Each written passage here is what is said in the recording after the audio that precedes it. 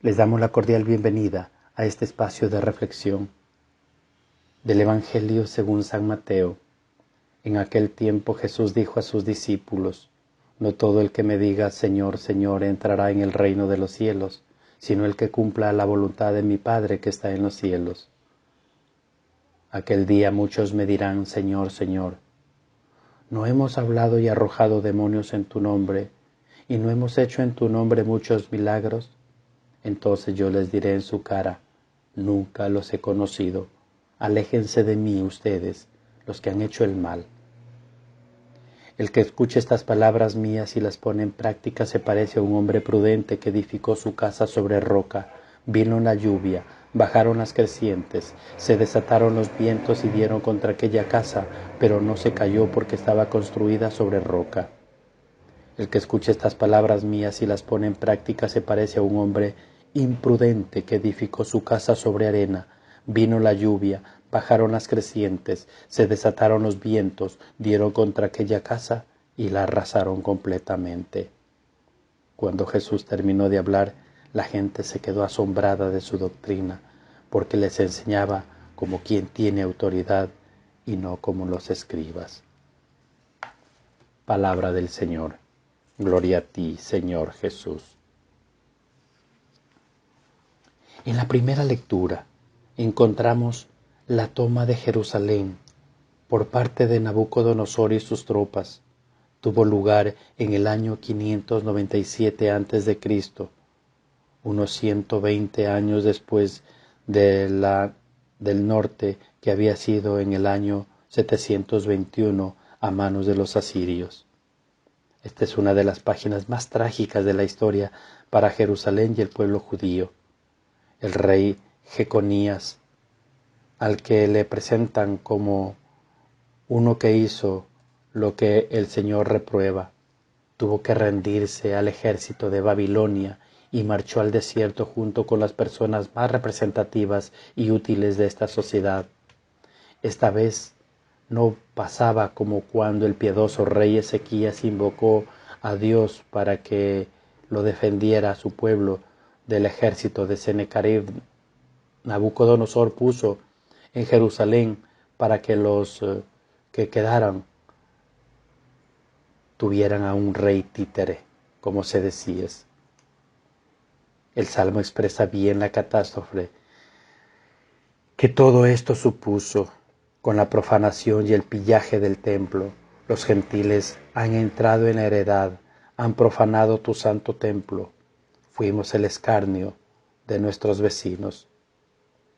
Cuando suceden catástrofes tanto personales como comunitarias, deberíamos sacar consecuencias y reflexionar sobre las causas que le han originado y sobre la parte de culpa que todos tenemos.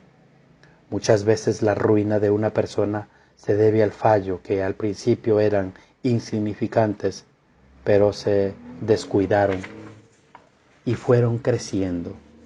La ruina de una comunidad o de una sociedad también suele tener causas diversas, económicas, políticas, personales, y muchas veces también de la dejadez religiosa y pérdida progresiva de valores que son necesarios para toda convivencia humana. Saber escarmentar es una buena sabiduría. Nos hace humildes, nos predispone a reconocer el protagonismo de Dios en nuestra infidelidad a su amor.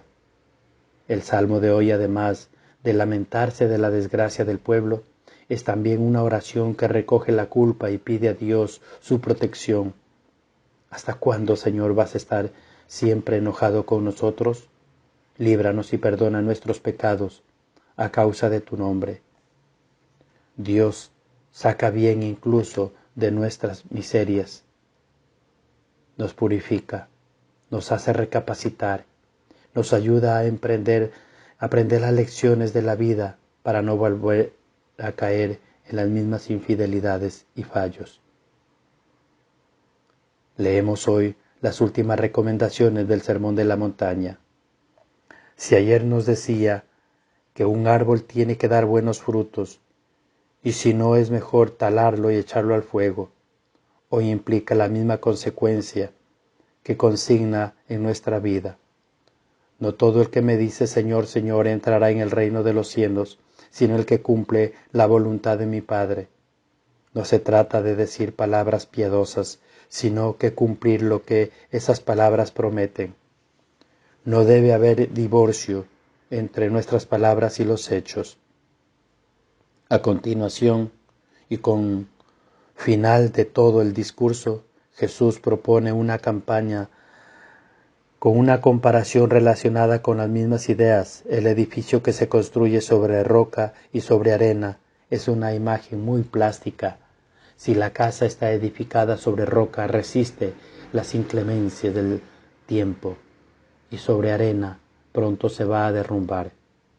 Nosotros escuchamos muchas veces las palabras de Jesús, pero no basta. Si además intentamos ponerlas por obra en nuestra vida, entonces sí construimos sólidamente el edificio de nuestra persona y de la comunidad. Si nos contentamos solo con escucharlas y luego a lo largo del día no nos acordamos más de ella, seguimos otros criterios, estamos edificando sobre arena.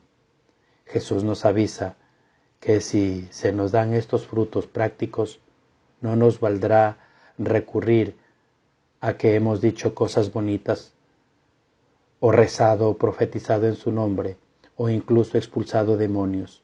Nosotros mismos, construyendo el futuro en falso, estamos abriendo en nuestra propia tumba. A la corta o a la larga, vamos a la ruina. Sobre estoy edificando mi vida.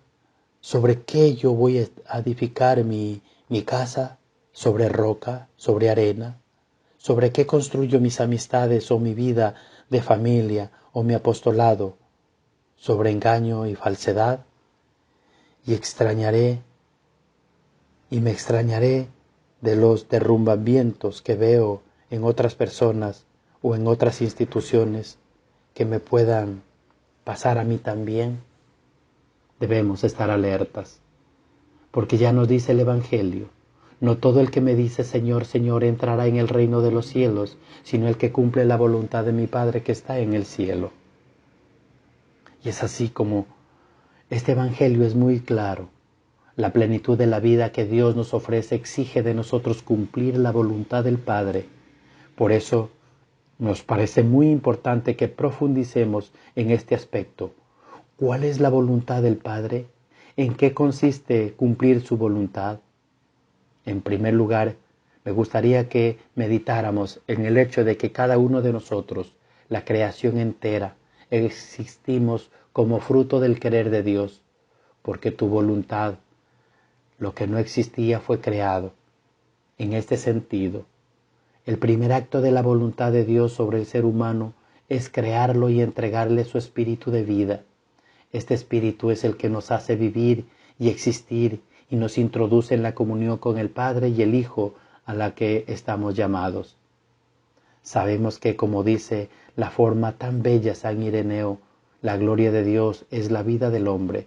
Por eso la voluntad de Dios no es algo intrínseco al ser humano, sino el motor que le permite desarrollar la vida de Dios en él.